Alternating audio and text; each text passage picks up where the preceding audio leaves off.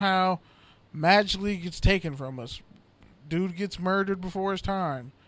Um, Somebody gets screwed out of their royalties. It just always happens every time in the black community. And it's really disheartening. And I know as a black male, like, when I see what happened to Nipsey, like, that shit hurt. Like, I haven't felt that sad, honestly, since my grandfather died. Like, when I found out he got killed and how he got killed, that shit hurt me worse than a couple people in my family who died.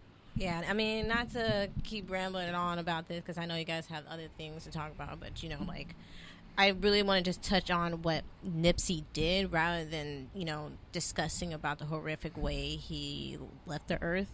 He was contributing a lot to the community, giving back to the homeless, and buying out he built business. STEM facilities Yeah. at Crenshaw High School. And he was buying out those businesses that, like... He was meeting with the Yeah. police. He was actually supposed to meet with police the next day that after he got killed to Over 19 for businesses. some anti gang. I mean, if you want to go Anti-gang into prevention. conspiracy Yeah. rabbit hole, like, my conspiracy was, if it was an inside job, it was because he was about to make big money moves. And I don't really want to go into that because I know they caught the person who did it, but I was thinking maybe they probably paid somebody off because they're building the stadium and they're building the rail line, and if a black guy buys businesses to keep it within the community, those big businesses are losing a lot of money. So, I mean, I don't know because, those big corporations are still gangs, but they're just behind a suit to me. It's all about where you're buying out. I think somebody as important with as many layers as Nipsey, both as a community member, as a, celebrity, icon, popular culture, all the businessman. Like, I don't think that sort of person dies and gets killed in that sort of way without there being multiple layers to how and why he got killed. Right. On a whim. Like that, like, you don't just slip and fall and die. Like, not when you're that important. Like, Right. I was telling Kenny, like, he's pretty much like the de facto mayor of that district. Like, he's it. Like, he's the guy organic. Mm-hmm. That's the thing. Like, you look at this is almost on the level of a Black Wall Street of the Tulsa, Oklahoma City bombings. And if you don't know, the U.S. government, one of their first terroristic act on a U.S. soil was literally bombing Tulsa, Oklahoma, which was a town of progressive, like, just all black people. They had their own businesses, own everything. You can look up the Tulsa, Oklahoma City bombings for anybody who thinks I'm race baiting. I'm not. And then you can look up Black Wall Street, where they literally, like, a bunch of white people just started rioting and killing a bunch of people in a black town in Chicago, a black city of Chicago, and burnt all their businesses to the ground, killed a bunch of people, and we just sweep it under the rug. Anytime black people have had economic mobility in this country, something's happened to stall it. It's been taken away.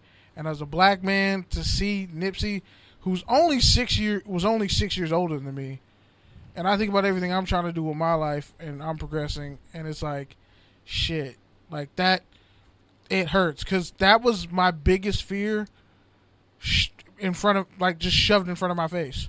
Oh yeah, you can do everything right, get to a point where you're actually giving back and contributing to the community, and you're becoming economically free, and they'll kill you. You'll still get killed as if you were a gangbanger by an ain't shit piece of shit human being who ain't done no right ever. And even if you do all right, you're still gonna die. All right. On a more positive note, we already kind of touched on his legacy, but Russell. All right, we got a caller. Hopefully we can change the mood. It's the green button, Pete. Hello, caller. What's your name and where are you calling from? Hey, this is Sean Thomas at Los Angeles. Tom Bennett. What's good, Sean? Sorry, I had to say it. Oh, same old. How about you guys? Good, man. What's going on? West Oakland in the house. Working. Still with LA Downtown News, covering all the stuff in downtown. City Hall, all that fun stuff. Baseball season started, so that's always great. Just chilling. Having a good time. Can't really complain.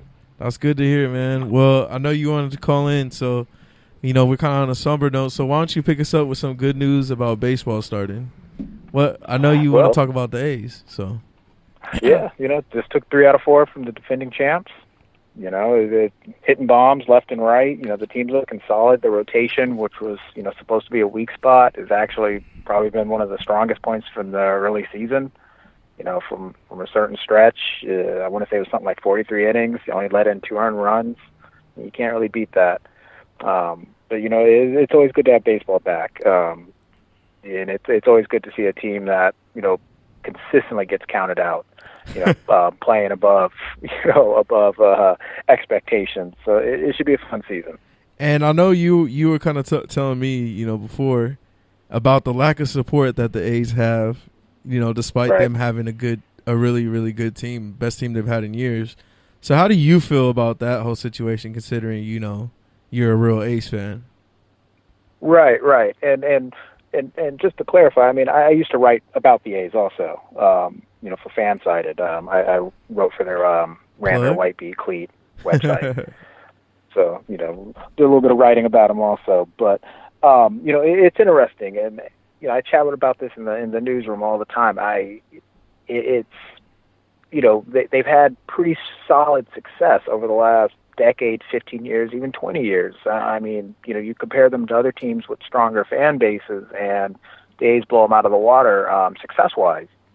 And, really I can only think it's 3, I've kind of boiled it down to 3 reasons, with the first being kind of just, you guys have heard the jokes, as soon as a player gets reaches potential, they trade them. Yeah. Which, in some respects is true. We've had players that, had a couple of years left in the tank, and we shipped them off, really because we couldn't pay them. Cespedes.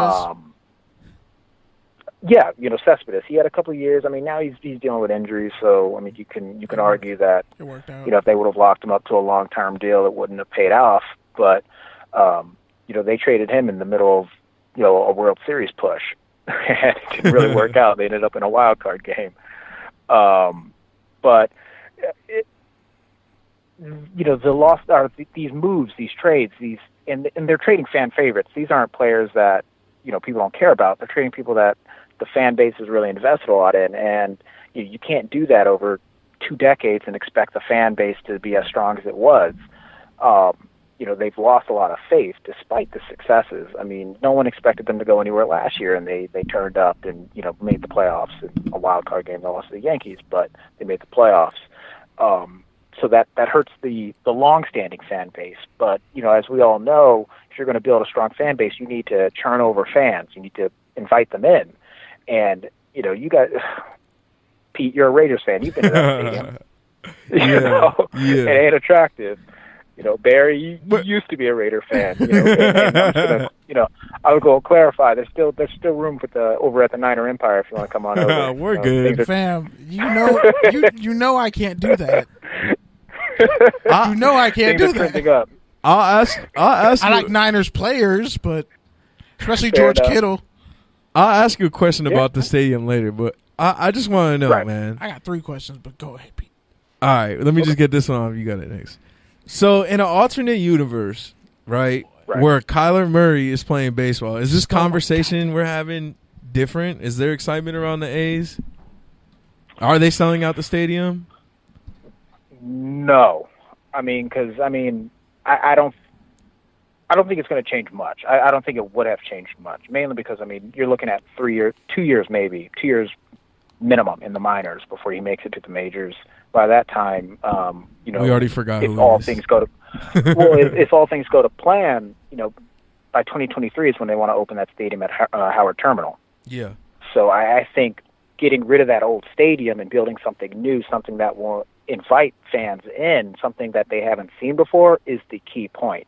Kyler Murray's great. It would have been nice to see him in the green and gold, but clearly he's chosen a different path, and I hope the best for him. I'm no Jen Rainwater out here, but oh man, no shade. But it's kind of dark. Stadium. A little bit, she deserves it. But that and a fastball for Madison Baumgartner. But Tripping. But, really it's the stadium. I think it's the stadium. You got to get a new stadium. You got to build in Oakland. Howard Terminal is a nice spot, but it has hiccups. That entire region was just filled with old chemical plants. So how are you going to build a stadium and 4,000 units of residential in an area where, oil tankers and charcoal plants and gas plants, used to operate? I mean, wow. Right across it won't work. They wanted to build over at the old Peralta College location. That didn't work. The community college board shot that down. There's a possibility of building over the Coliseum site once the Raiders and the Warriors are gone. We'll see how that goes. But, in terms of getting the fans in, you really got to build something new, and you got to be cognizant that demographic has changed. Gentrification has changed Oakland tremendously. So, that old guard, those old fans are being pushed further and further away from the core of Oakland. You got to find a way to invite new people who are moving in. And really, the only way I can see it happening is a new stadium. So, we'll see how it goes. But with that, because, I grew up literally, like, where those townhouses are, I kind of stayed over there. But they were, like, you was in the hood. They were powder blue projects. Yes. So I think even if you destroy that stadium, the energy still is there because they're gonna lose the Golden State Warriors in Oakland, in particular right. East Oakland. So when I think of the A's and I think of what was that pitcher's name? Rich Hill? Was it Rich Hill?